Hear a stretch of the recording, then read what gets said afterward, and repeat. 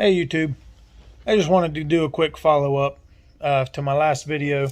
I've been to the track drag strip a couple of times. It's 8th mile strip, which my car is not at all built for the 8th mile. So, you know, as I stated in my last video, I'm a little disappointed with my numbers. I should be doing better. In an HHR that puts down over 400 horsepower at the front wheels. That's not crank horsepower. That's actually horsepower at the front wheels. So, you know, I'm averaging high nines, 10 point, I think my worst one is like a 10.1 or a 10.2 or something like that. I think my best is like a 9.7. I'm not 100%. I'll have to look back through these. But for 400 horsepower in an HHR, come on, that's pretty disappointing. But you'll see in the videos, getting it off the line. I have a hard time getting this thing to launch. The clutch in it is still stock. And I'm afraid that if I launch in boost, I'm going to wipe it. And this car, being my daily driver, isn't something that I just want to wipe the clutch, because that's $500. And if any of you guys out there are kind of like this guy, you ain't got $500 to just go drop at random on a clutch. So, you know, for preservation's sake, to save the clutch, I've been kind of trying to figure out how to get the thing to launch best without being in boost to tear stuff up. So, without further ado, I'm going to go ahead. I'm going to run the video of the race. Right after the video of the race, I'm going to go ahead and put you in a picture so you'll see the race. Then I'll put in the track ticket here. That way you can kind of see what each lap time does and how it performs. And if any of you guys have one of these things, or if you have tips or suggestions on how to get this thing out of the hole any better, then feel free to leave a tip or comment, because, you know, my best race has been against a Type R Honda, which is brand new. It's a 2020, the guy said. And his engine and turbo and everything is stock. He's on a stock tune. He has a couple of bolt-on upgrades. So I'm not sure if the Hondas, like my car, the Cobalts and the HHRs, if you put performance mods on them, the computer would dumb it down so that you still made the exact same horsepower either which way. I don't know if the Hondas do that or not, but still best, he's probably running 3, you know, and he's beating me on the track. 300 horsepower front-wheel drive Honda Civic is beating a 400 horsepower plus. I mean, I'm registering 430 at 61 or 6200 RPM, and when I go up to 7, which I've been doing now, ZZ Performance has told me that 7 is perfectly safe on it. So, you know, I'm at 7, I've got 450 horsepower. So I'm not quite sure what the holdup is. It's my launch. I mean, the launch sucks. You guys are going to see in all of these races, it comes off the line and then it just kind of falls on its face for a second and then starts going.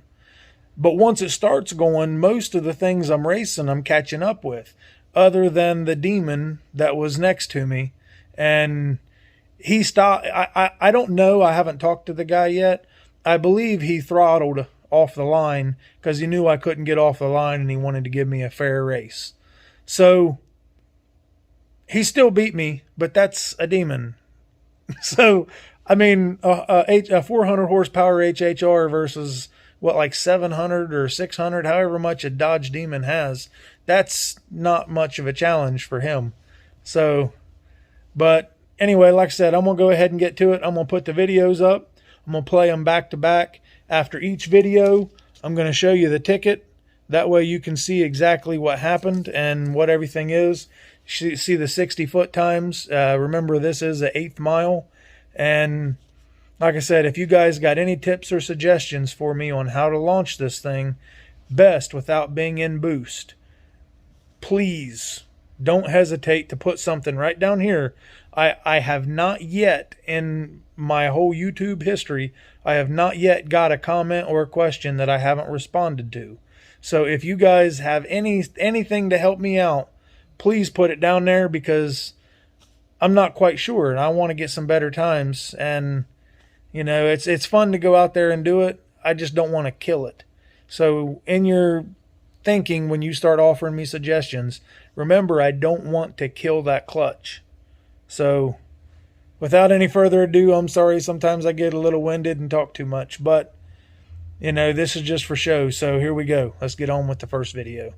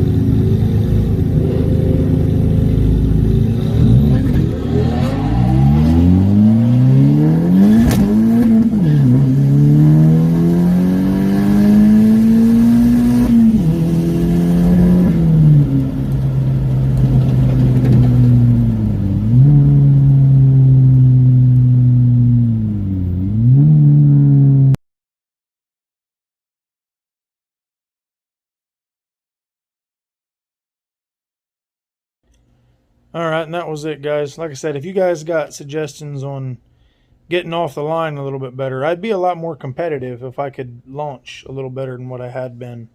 So that would really help. So like I said, comment down below and give me tips if you got any. And for reference, the first race was a Toyota X-Runner. I know the guy, I know he's got headers and a bigger throttle body and a cold air intake. He's got some suspension upgrades, but that's not really as relevant, I don't think. Not sure all of his lists of mods. I think he said he should be right around 300 maybe. But he's not like dyno tested or tuned or nothing like that. So 300 is just a good guess. The second race was a Hellcat. It was listed as a Hellcat on the paper. The guy races there fairly often, so they may know what it is. It had a Demon on the side of it, so I thought it was a Demon. And to be fair, I'm pretty sure when he come off the line, he throttled because he knew I couldn't get off the line. So I think when he come off the line, he throttled to let me catch up to get more of a fair race. But, you know, not that I still probably could have beat him. So, you know, take that one with a grain of salt because I think I was given an advantage. So, and then the next one was against an X3. That's a BMW. It was an X3M. It was a new model. I know they've only been making the X3M for a short period of time, but I know it was a Motorsport. I'm not sure what kind of horsepower they put down. And, you know, I just know they're expensive cars. So, and then I lost my slips here. Let's see. After the Hellcat, I raced the Honda Civic. It was a Civic Type R.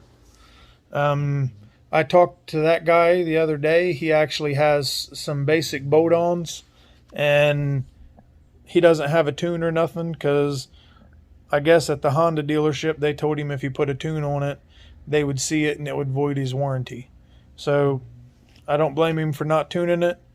So that was basically a stock Civic Type R with a few bolt-ons, and that's what they do, I guess.